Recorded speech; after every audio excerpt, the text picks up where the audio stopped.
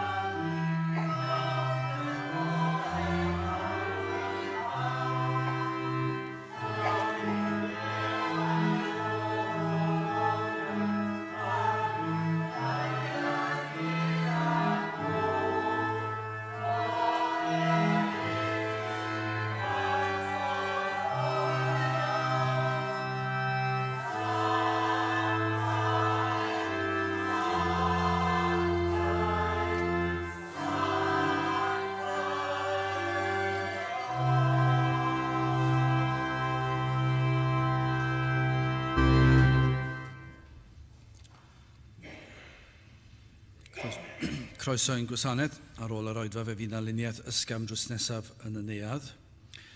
Fe fydd ein cwrdd gweddi misol sy'n cael ei gynnal ar y drydedd nos Iau o bob mis yn cael ei gynnal nos Iau yma sy'n dod. Felly Tachwedd y 15fed am hanner awr wedi 7 drws nesaf yn y neuadd fydd ein cwrdd gweddi.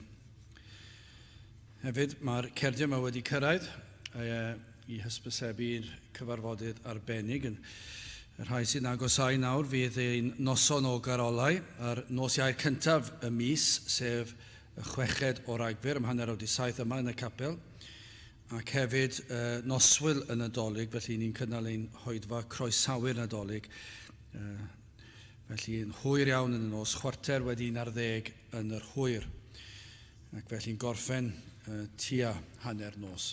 Fe fydd, os dyw e'n mynd, yr cyfarfodydd yma gyd yn fyw ar y we. Ond mae'r cerdiau i'w gael gen i rai am yna rai ymlaen y capel hefyd. Fy'n hoedfa nesaf pnawn Sul am hanner awr 3 ac fe fydd Mr Brian Jones o Abertawe yn pregethu. Nawr wrth i ni gymryd y casgliad gen i ganu tra'r ein heistydd emyn rhif 133, 133.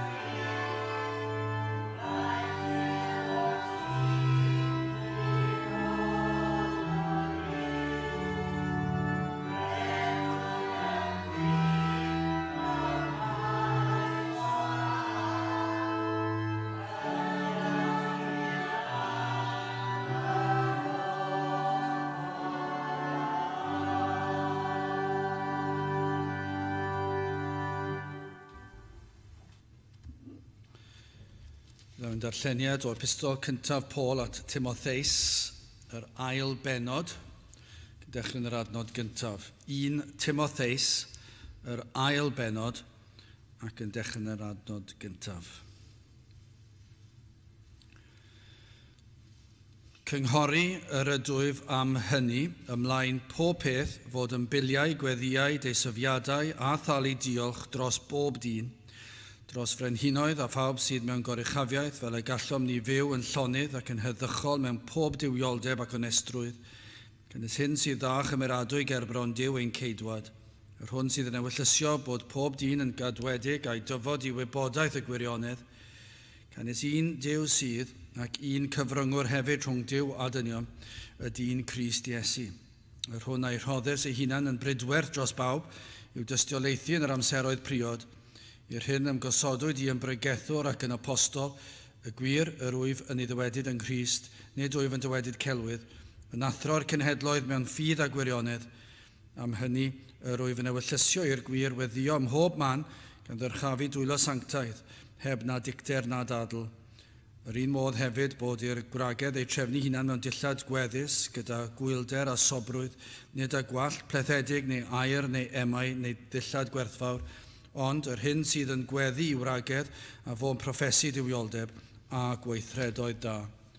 Dysged gwraig mewn dystawrwydd gyda phob gostyngeidrwydd.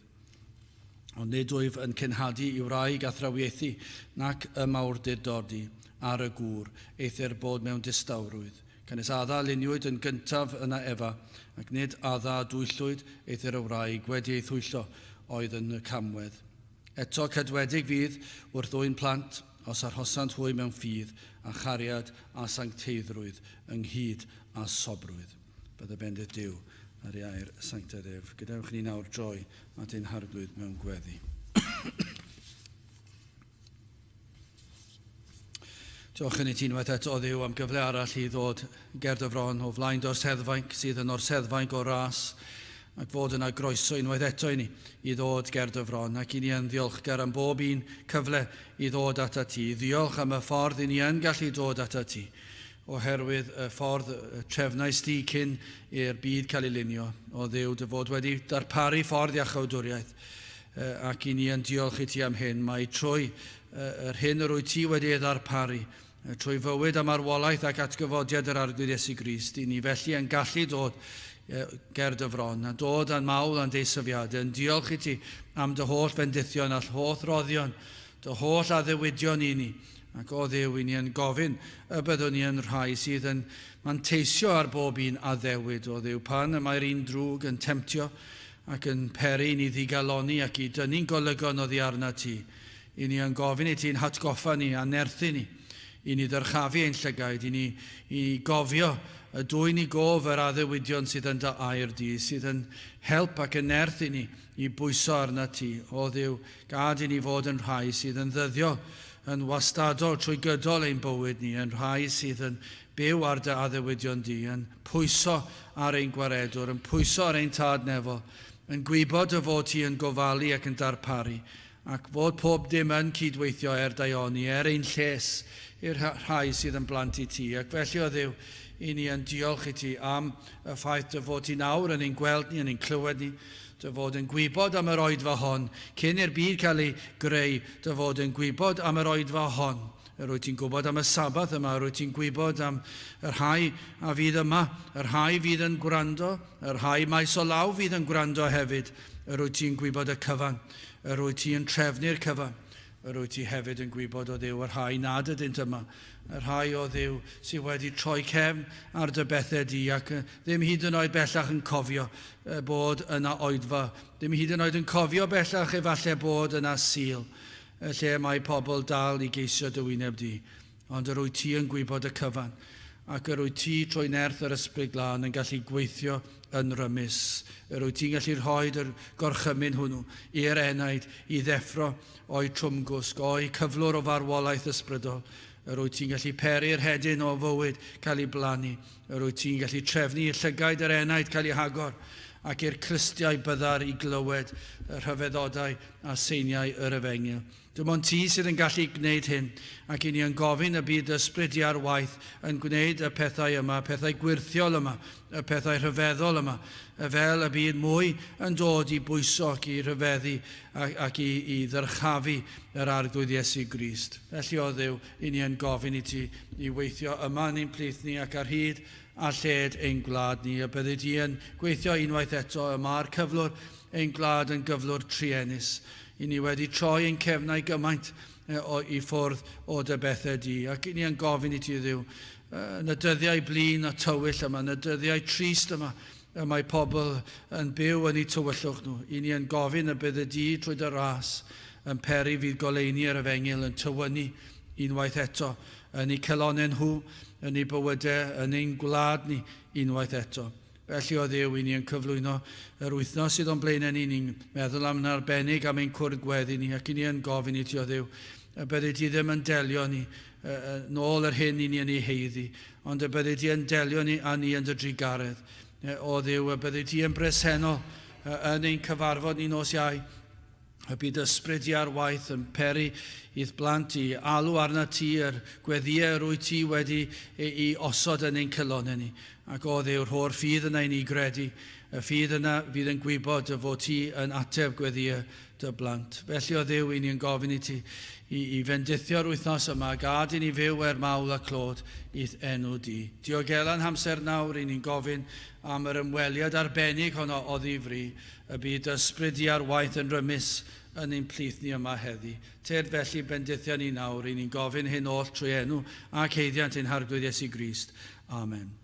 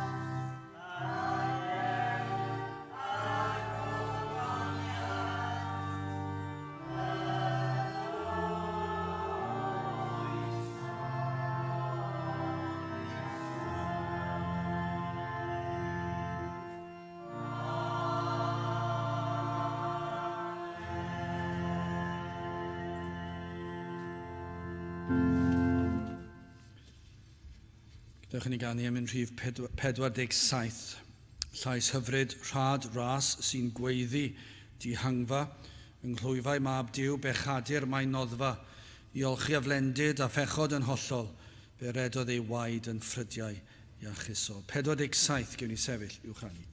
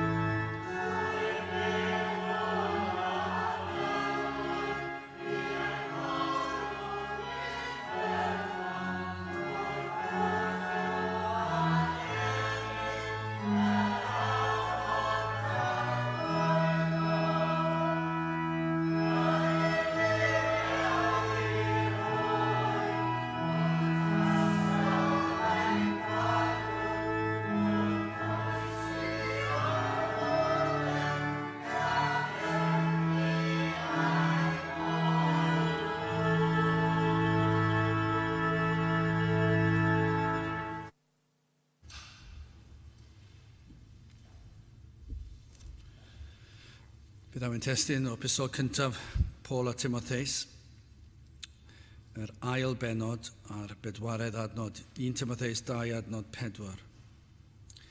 Yr hwn sydd yn ewyllysio bod pob dyn yn gadwedig a'i dyfod i wybodaeth y gwirionedd. Nawr, mae'r efengil wastad yn ganolog yn yr ysgrythyr, i ni'n dweud hynna, drwy'r adeg, lle bynnag y trowch fe gewch chi yr efengil, ac fe ddyle hyn fod yn wir ohonom ni. Ni'n ei weld fan hyn yn yr adnodau fod yr efengil ynghlwm a'r dymuniad sydd yn yr adnodau cyntaf o'r benod yma. Ac dyna felly ddyle fod yn flaenllaw yn y saint, yn y mywydau'r Cristnogion, ym mhob agwedd o fywyd, pob penderfyniad, pob gweithgaredd, pob perthynas, pob dymuniad. A dyma o dymuniad Paul wrth ysgrifennu at Timotheus, wrth ei gynghori fe, mae'n dechrau'n yr adnod gyntaf, cynghori yr dwy fam hynny ymlaen pob peth fod yn biliau, gweddiau, deisyfiadau a thalu diolch dros bob dyn, dros frenhinoedd a phawb sydd mewn goruchafiaeth, fel y gallom ni fyw yn llonydd ac yn heddychol mewn pob diwioldeb ac onestrwydd. Cynnes hyn sydd â chymeradwy ger bron Duw ein ceidwad ac yna mynd ymlaen. Ac gellir cael bendith o ganlyniad i erledigaeth. Hwna'n sicr ac yn aml i chi yn gweld ynghlwm yn aml ac anhawsterau ac erledigaeth yma na fendith. Ond fel ni'n gweld fan hyn, mae'n le i weddio am gyfnod o heddwch hefyd. Heddwch i'r Cristion. Ac nid yr hyn sydd yn cymell Paul fan hyn, ac nid dyna be fydde dymuniad Timotheus chwaith na ni, nid cael cyfnod o heddwch mwyn i ni gallu deffro yn y bore teimlo ein bod yn gallu ymlacio. Nid cyfnod o heddwch ar gyfer fod yn ddiog chwaith a bod ni ddim yn cael amser caled. Nid cyfnod o heddwch mwyn i ni gallu dychwelyd o'r gwaith ac efallai bod chi'n cael amser caled yn y gwaith a meddwl, byddwn ni'n mwynhau cyfnod o heddwch, falle mewn teuluoedd, bod sawl un yn dioddef o fewn teuluoedd ac yn teimlo am gael cyfnod o heddwch, wel, efallai bod yna le i hynny i raddau. Ond gweddiom gyfnod o heddwch mwyn cael rhyddid i gyhoeddi'r efengil. Dyna beth sydd wrth raidd y cyfan. Mwyn gweld lledaeniad yr efengil. Y byddwn ni yn cael fel y gallwn ni fyw yn llonydd ac yn heddychol mewn pob diwioldeb ac onestrwydd, ond dyma be fydd tu ôl i'r cyfan yw, mwyn i ni allu byw bywydau diwiol ac mwyn i ni cael cyfle i siarad â phobl ac i bregethu ac i ledaenu'r neges. Bod yna le i weddio dros bob un y sawl sydd yn llywodraethu drosom. Bod ni'n gweddio dros rheini.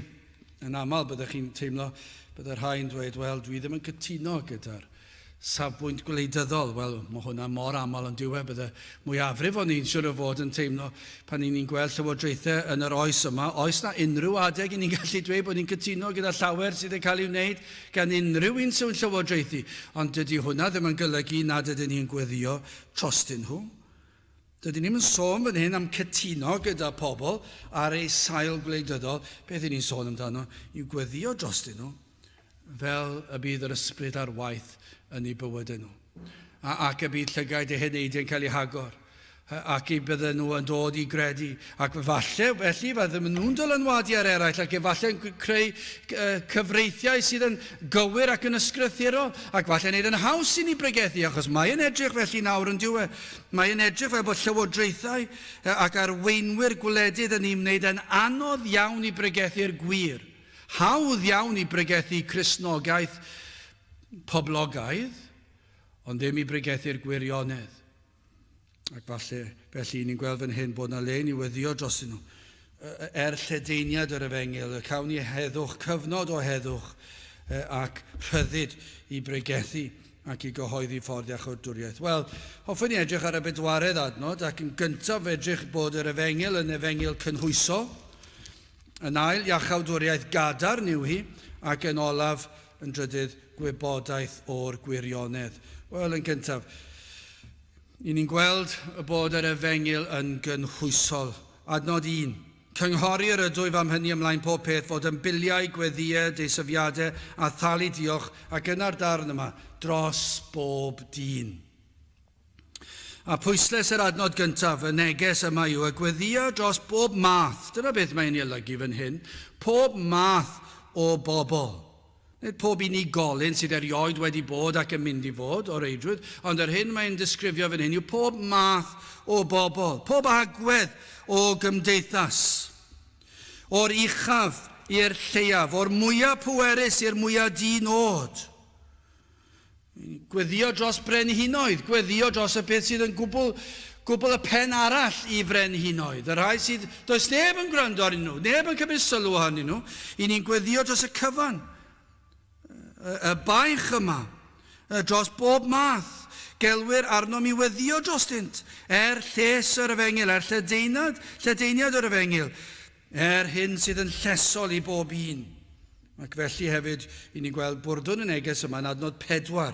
Chi'n gweld yr un yw'r terminoleg y geirfa, hwn sydd yn ewyllysio bod pob dyn yn gadwedig a'i dyfod i wybodaeth y gwirionedd. Dyma yw'r dymuniad, dyma yw'r ewyllus. Gwelir yma sut y mae efengil Duw yn gynhwysol. Mae'n ymestyn allan ei law tuag at bob math, pob un rhan o gymdeithas. Nawr, i ni'n byw mewn cymdeithas rhyfedd iawn. Ac mae'n anodd iawn gallu esbonio y gymdeithas i ni'n byw heddiw. Mae yn fwy dyrys efallai nag unrhyw oes arall fedrai feddwl amdano. Yn yr oesoedd o'r blaen, yr oedd rhagfarn yn rhagfarn, ac oedd e'n fwy clir, ond erbyn hyn, mae na ragfarn tywyll, cymylog iawn, cymysglyd iawn. Mae pobl yn dyrchafu hunan fel petai nhw'n bobl sydd yn gynhwysol iawn, ac eto, tra bod nhw'n honni fod yn gynhwysol iawn, ac yn derbyn pob math o bethau fewn cymdeithas, eto i gyd rheina yw'r rhai sydd â mwyaf rhagfarn tuag at bobl sydd ddim yn cytuno dyn nhw. Dwi ddim yn gwneud synwyr. Wel, mae'n gwneud synwyr i ni, wrth gwrs, i ni'n gwybod fod pechod yn dallu pobl ac yn gwneud bob math o resymeg yn resymeg rhyfedd. Ac felly mae'r oes i ni'n byw yn un oes rhyfedd iawn. I ni'n gweld fan hyn yn wahanol, mae'r efengil yn gynhwysol.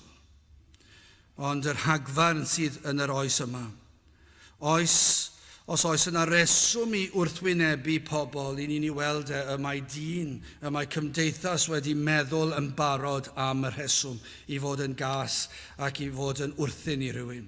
Ceir gasedd ar bob math, am bob math o resymau. Mae'n anhygol, oherwydd croen, lliw ein croen ni hyd yn oed. Hwna yw'r un falle fwyaf amlwg dros hanes y byd. Os ych chi yn gwybod unrhyw beth am hanes y byd, dyna beth sydd wedi digwydd dros y canrifoedd. Os oedd lliw croen gwahanol i rywun arall, yna fydd yn peri rhyw ragfarn, rhyw atgasedd. Yn peri iddyn nhw cysau nhw, yn meddwl, i chi'n wahanol i ni, ac felly ni'n mynd i cysau chi. Ac yn meddwl yn bob math o resymau, ac mae dal i fod. Byddwch chi'n meddwl byddai ddim yn bod yn yr oes yma, ond pam byddwn ni'n meddwl hynny achos y mae pechod yn cynyddu ond yw ac y mae anghrediniaeth yn cynyddu. Ond dyna beth sy'n digwydd, y mae dyn wedi chwilio am reswm i ddangos ei gasineb a'r caledwch yma sydd yn nghalon dyn. Ceir gwrthodiad o rywun yn llwyr oherwydd nid yn unig lliw y croen, ond efallai yr iaith maen nhw'n siarad. Os chi'n siarad iaith wahanol, fe geir wrthodiad yn aml fe fydd pobl yn eich cysau chi os ych chi'n siarad rhyw iaith arall. Mae'n rhyw atgasedd i gael tuag at bobl sydd yn siarad ieithoedd eraill. I ni'n gwybod bod cenedl yn ymladd yn erbyn cenedl, oherwydd daliadau gwahanol, ac os ych chi'n rhan o ryw wlad, efallai fydd yna rhyw gasineb naturiol at ryw wlad arall, ac mae yna atgasedd ac yn arwain at ryfeloedd.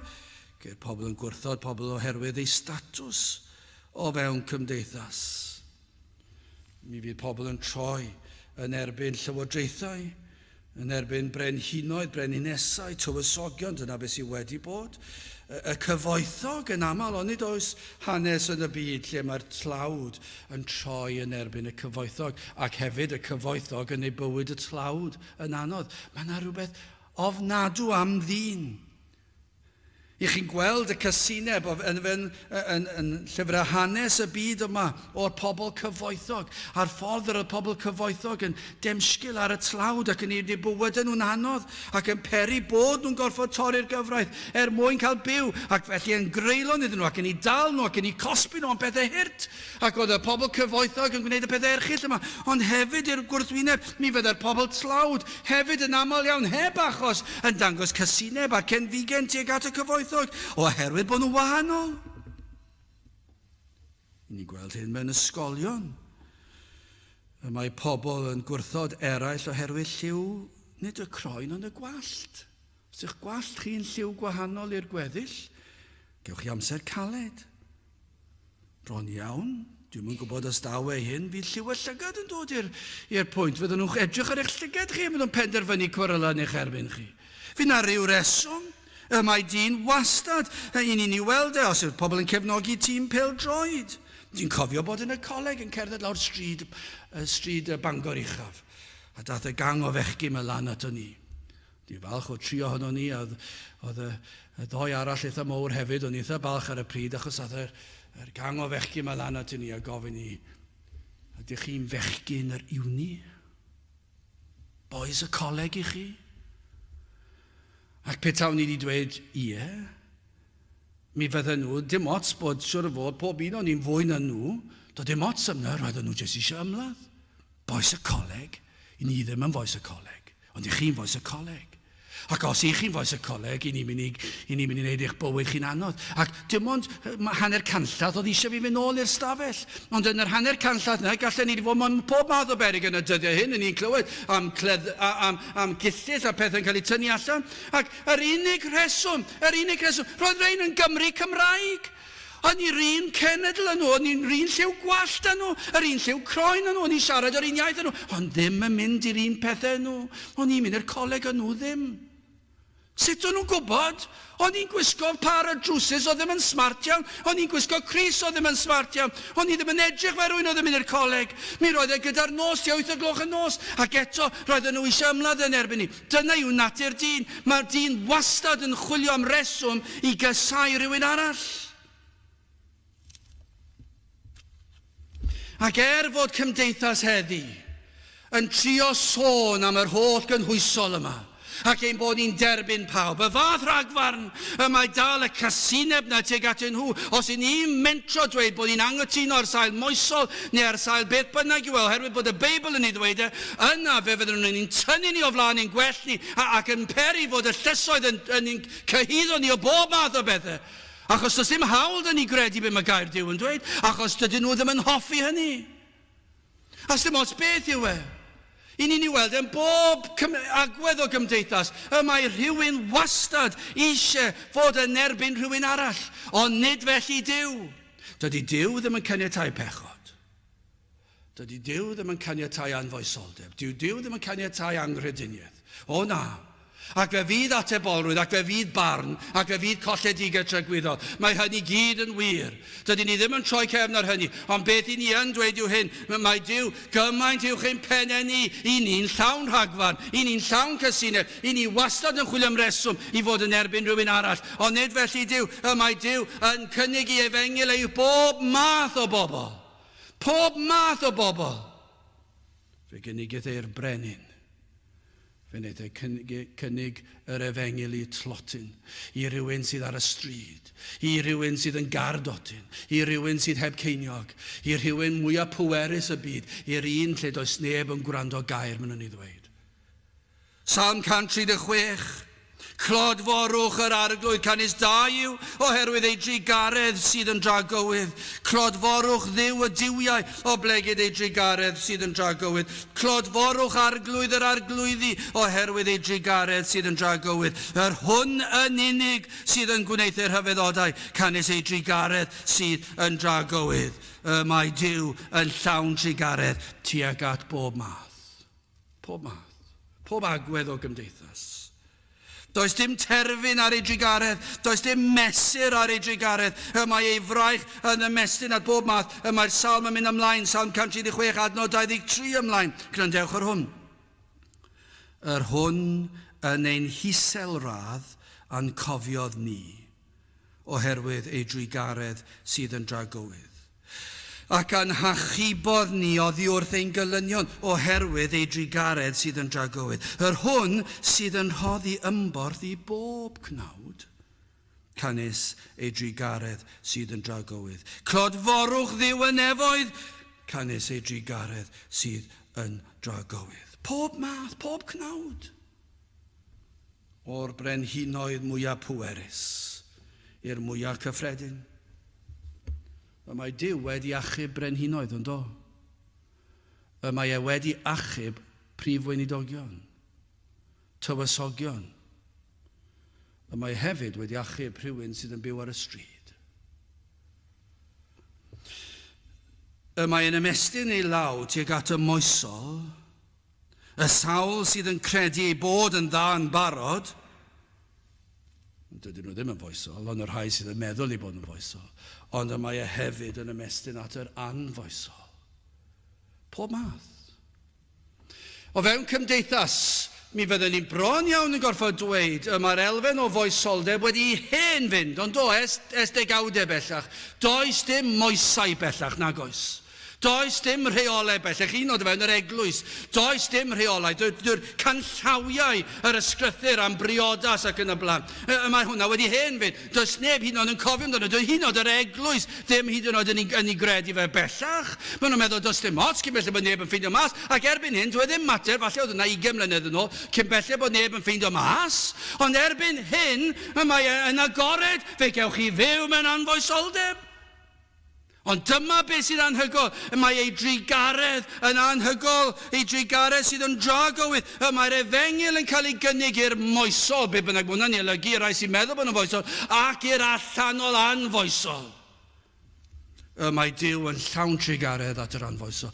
Os ydych chi wedi bod yn anfoesol. Dyma beth mae'r ysgrythyr yn dweud. Dyma beth yw ewyllus y tad. Mae e'n cynnig ei efengil tuag at bob math. Hyd yn oed yr rhai sydd wedi byw bywydau mwyaf brwnt.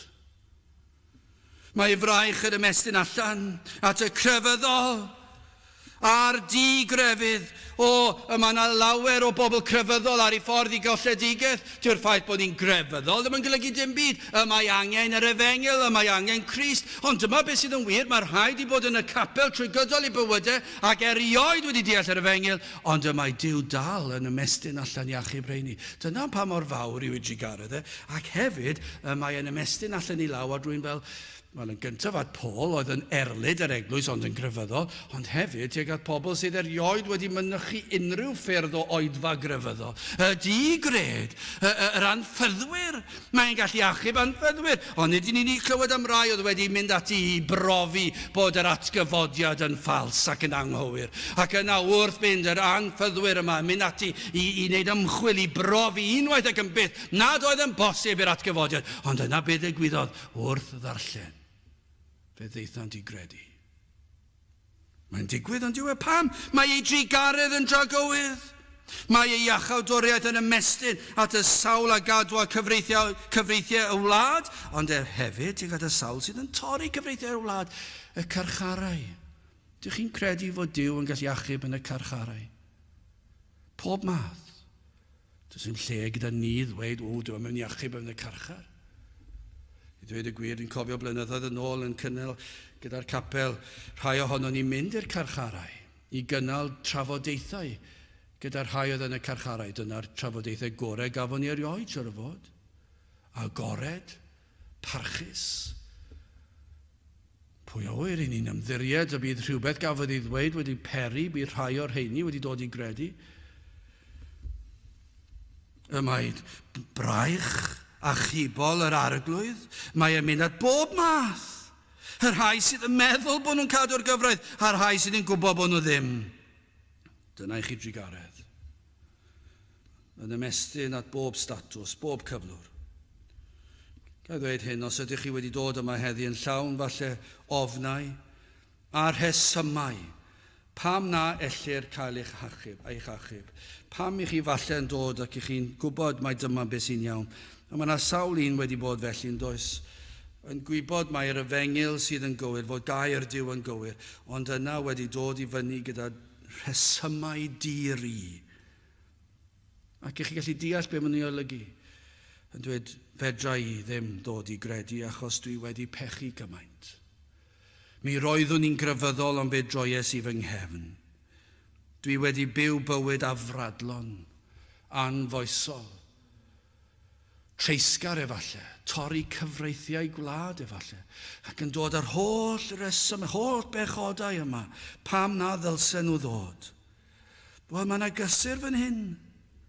Cymerwch eich cysuro. Mae ei efengil I bob math. Mae ei efengil I chi. Dydy Duw ddim yn ymddwyn fel ni yn dod ar hagfan ac yn rhoi rheolau ac yn dweud dydyn nhw ddim yn licio agwedd yno gymdeithas nag agwedd yna, neu lliw y croen, neu lliw y gwall, neu lliw y llygad, neu pa iaith chi'n siarad, neu pa ysgol, neu pa tîm I chi'n cefnogi. Dim byd o'r fath. Mae'r efengil, yr arglwydd yn ymestyn at bob math. Pob agwedd o gymdeithas. I'r rhai sydd yn byw yng nghanol y jyngl, i'r rhai sydd yn byw yn y tai fwyaf crandau'n dinasoedd mwyaf ni. Y cyfan, y rhai sydd mewn palasau, y rhai sydd yn cysgu ar y stryd. Pob math mae yn ymestyn allan I law. O, gyda chi wedi symud ymlaen yn ail, mae'r iachawdwriaeth yma'n gadarn. O, mae'n hawdd cam ddeall yr adnod yma. Yr hwn sydd yn ewyllysio bod pob dyn yn gadwedig. Achos pan I ni yn ewyllysio, mor aml, os nad gan amla, dydy e ddim yn digwydd. Dwi wedi ewyllysio sawl peth mewn bywyd ac nid ydynt wedi digwydd hyd yma. Efallai wedi dymuno llawer I beth o ddyddiau, cael dyddiau braf yn ewyllysio bore fori, o, byddwn ni'n hoffi hyn a'r llall.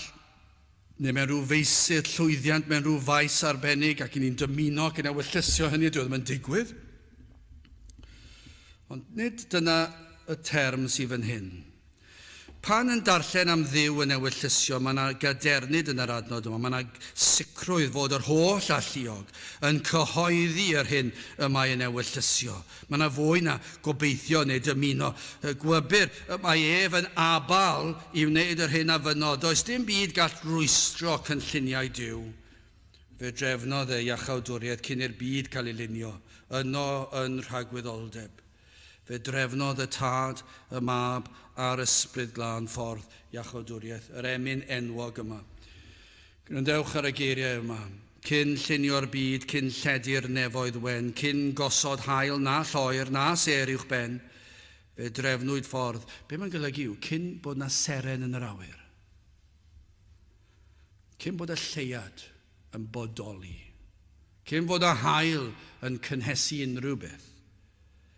Cyn hynny gyd, fe drefnwyd ffordd yng nghyngor 3 yn 1 I achub gwael golledig eog ddyn. Dyna beth ddigwyddodd. Cyn llunio'r byd, fe drefnwyd gan y drindod y bydd dyn yn cael ei achub cyn I ddyn bechu. Dyna beth sy'n anhygol. Mae'n mynd I achosi problem I lawer sydd yn gwrthod credu yn nhw. Ond cyn I ddyn bechu, fe drefnodd ffordd iachawdwriaeth. Fe drefnodd bydd yr mab yn achub dyn am ei bechod. Dyna oedd dymuniad y tad, y drindod, y byddai iachawdwriaeth, achubiaeth yn cael ei drefnu. Beth yw achubiaeth? Achub o bechod, o gondemniad a cholledigaeth tragwyddol. Dyna beth, os nad mai dyna yw pwnc pregeth unrhyw oedfa yn ein gwlad ni heddi, wel beth yn y byd am be maen nhw'n pregethu. Achubiaeth yw cyfan I fe, gogoniant I Dduw am achubiaeth. Mae'r cyfan yn dod o gwmpas yr efengil. Dyma o dechrau'r benod yn gweddio am heddwch pam mwyn cael rhyddid I addoli Duw ac I fyw bywydau clod iddo fe lledaeniad yr efengil. Ac fe ewyllysiodd y tad I bob math o gymdeithas o bobl y byd yma y byddant yn cael eu hachub o bechod.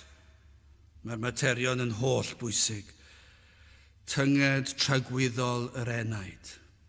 Achubiaeth, achub, dyn, o golledigaeth. Dyna pam mae'r rhaid pregethu.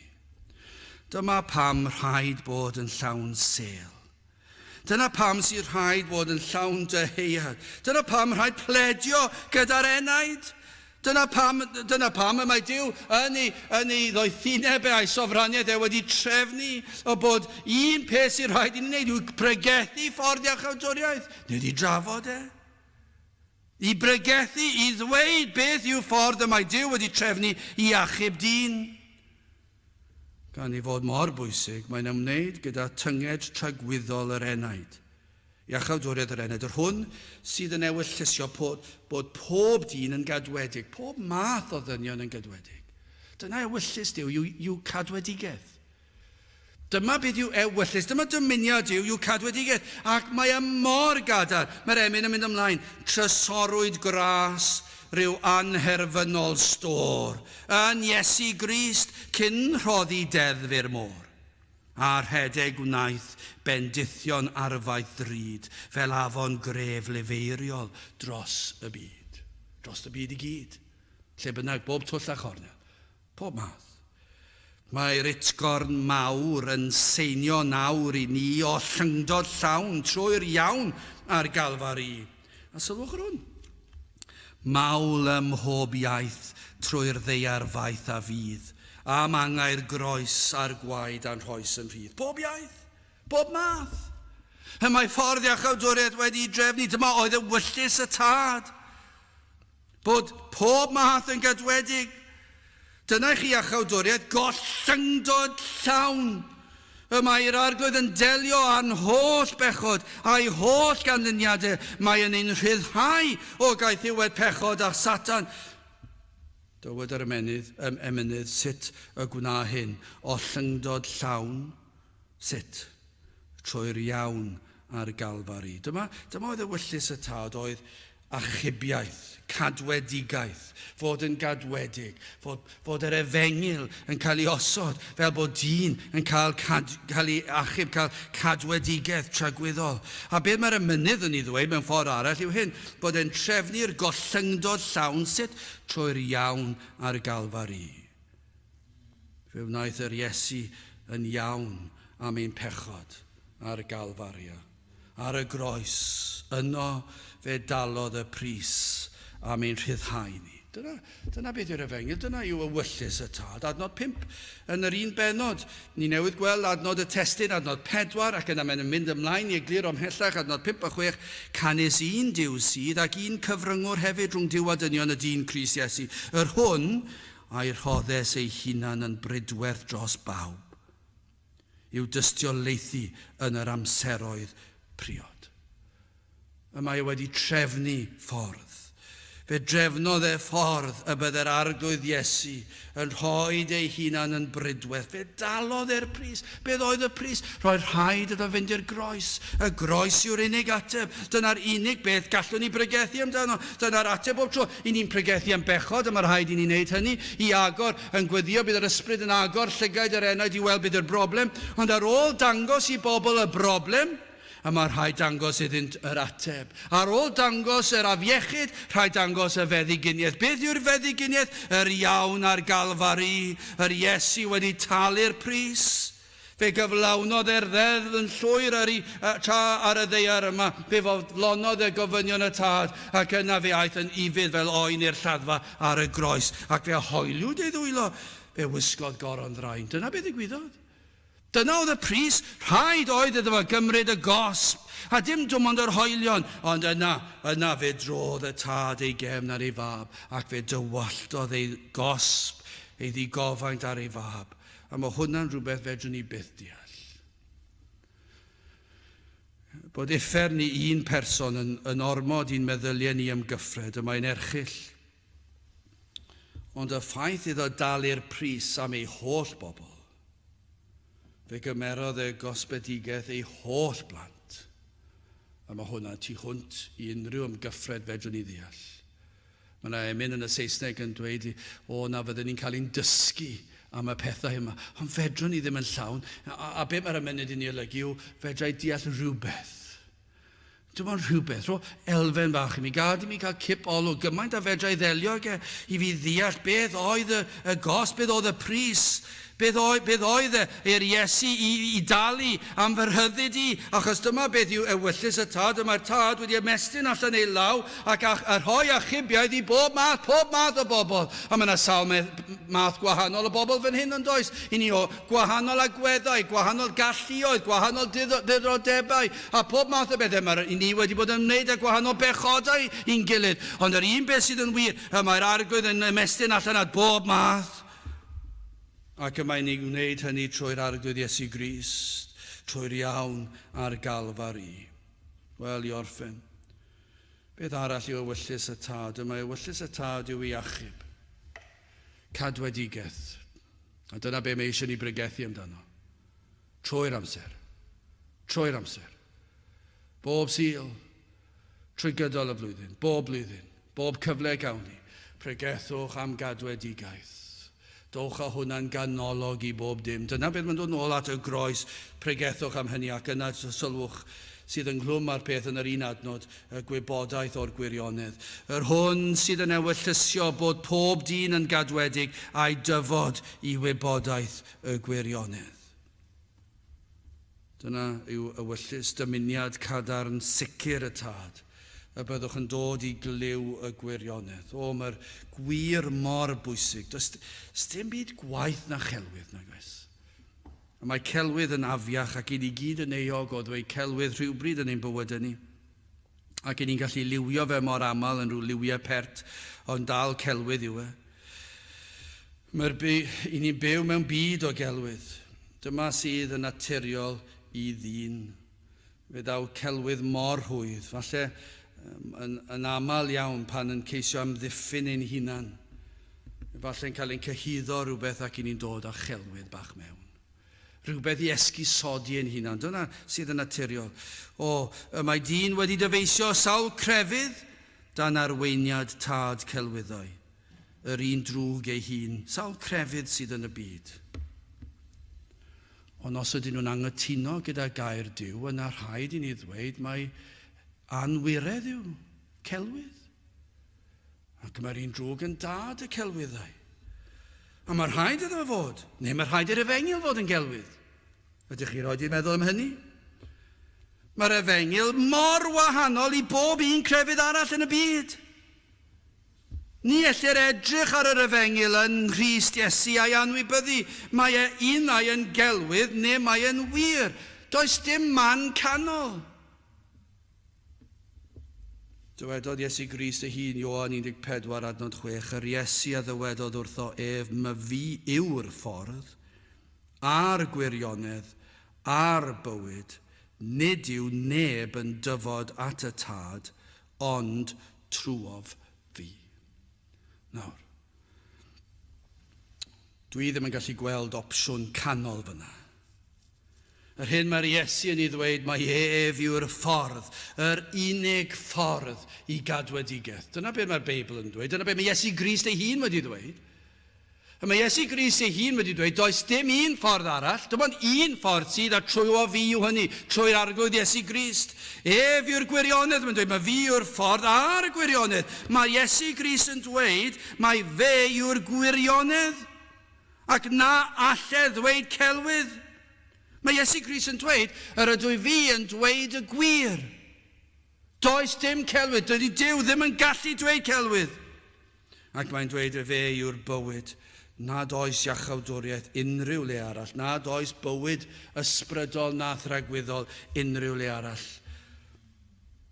O dyna i chi efengyl, dyna chi wirionedd, ewyllus gadarn y tad, y dewch i gliw y gwirionedd yma. Dyma beth mae'n dweud, i ewyllus yw y dewch i glywed y gwirionedd.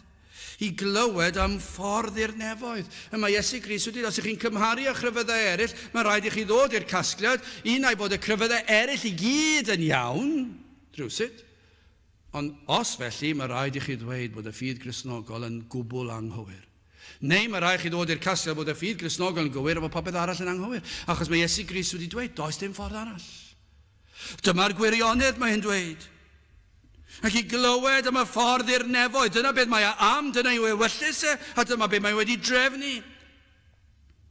I chi glywed sut y gall un colledig, eog ddyn, dderbyn maddeiant. Sut gall ei olchi yn wynach na'r eira. Sut gall enaid cael heddwch a Duw. Dyna yw ewyllus y tad. Na ddewch chi at y gwirionedd a'i dyfod i wybodaeth y gwirionedd. Mae e'n dymuno a byddwch chi'n dod i gliw y gwirionedd ac i'r wybodaeth mae yn cael gafel ar y gwirionedd hefyd. 1 Timotheus 1, adnod 15. Dwi'n meddwl chydig adnodau ynghynt Dyma beth mae'n dweud, dyma beth mae Paul yn dweud, gwir yw'r gair ac yn heiddi pob derbyniad, ddyfod Crist Iesu i'r byd i gadw pechaduriaid o barau pennaf y dwy fi. Y mae'r arglwydd wedi trefnu y bydde Iesu Grist yn dod, ac mae Paul yn dweud gwir yw'r gair, mae'n wirionedd. Dyma dymuniad y diwdod yw i chi dderbyn y gwir, i glywed y gwir, i dderbyn y gwir, i gredu'r gwir, i ymddiried yn y gwir. O na fydda yna rai yma heddi yn dod o'r wybodaeth yma o'r gwirionedd. Y bydd yr ysbryd lan yn agor llygaid eich enaid i weld y gwir. Dyma'r pwynt. Mae pechod, mae'r cwymp wedi peri fod dyn yn ddall. Mae wedi llygru ei resymeg hefyd. Mae wedi llygru pob ran o ddyn. Ac dydy dyn ddim bellach yn gallu ymgyffred na deall Duw. Dwi'n cael cymdeithas ar Duw. Dwi ddim yn deall dim byd am yr Efengyl. Ac ni'n ei weld yn dydyn. Ni'n ei weld e. Ac hyd yn oed ymhlith y crefyddol, i ni chi'n gweld y dallineb yma, does dim deall yn o'r gwirionedd. Ond rhaid mae gwaith oedd i friw e. Mae e'n fater mor bwysig, a dyma oedd dymuniad y tad, y byddai rhai yn dod o bob rhan o gymdeithas i weld y gwir, y gwirionedd. Mae'r Iesu wedi dweud mae fe yw'r ffordd, y gwirionedd a'r bywyd. Mae'r emynydd yn dweud na ddarllen yr geiriau yma to, mae'r utgorn mawr yn seinio nawr i ni, o llyngdod llawn, trwy'r iawn ar galfari, mawl ym mhob iaith, trwy'r ddeiar faith a fydd, am beth, am angau'r groes, a'r gwaed a'n rhoes yn rhydd. Nawr dyna beth yw dymuniad y tad. Ei ddymuniad yw y byddwch chi yn dod i glywed y gwirionedd. Trystwch mawr sawl lle sy'n cyhoeddi'r gwirionedd. Ond y byddwch chi'n dod i glywed y gwirionedd. Ac yn dod yna i'r wybodaeth yma o'r gwirionedd, ond i gaffeiliad o'r gwirionedd hefyd, byddwch chi yn dod ac yn mynwesu'r gwir, sef yr arglwydd Iesu Grist. Ac y byddwch chi'n dod i Cadwedigaeth, y byddwch chi'n cael ychubiaeth, a dyna i chi draws newidiad. O wedyn ni fyddwch chi'n ymuno yn y canu mawl ym mhob iaith, trwy'r ddeiar faith a fydd, ac y byddwch chi falle rhyw ddydd yn ymuno gyda'r canu yma, ac yn ei foliannu fe am angau'r groes, a'r gwaed a'n rhoes yn rhydd. Gadewch i ni weddio. O Dduw, i ni yn diolch i ti am yr arglwydd Iesu Grist, ni yn diolch i ti am y drindod, y tad a'r mab a'r ysbryd glân, yn cynllunio'r byd, i drefnu'r ffordd iachawdwriaeth yma, yr llyngdod llawn, yr iachawdwriaeth lawn yma, yr maddeiant yma, yr heddwch a Duw, y sicrwydd cadwedigaeth, a chybiaeth yr enaid. Dyma yw y pethau rwy ti wedi ewyllysio, ac felly o Dduw, i ni'n gweddio byd y law yn ymestyn at bob math heddi, ac yn dwy'n eneidiau at y ti dy hun. Te'r gweithio ni'n plith, i ni'n gofyn hyn o trwy enw ac heiddiant i'n harglwydd Iesu Grist. Amen. Gydwch ni orffen yn gwasanaeth trwy ganu'r emyn rhif 92, cyn llunio'r byd, cyn lledu'r nefoedd wen. 92, gewn ni sefyll i'w chanu.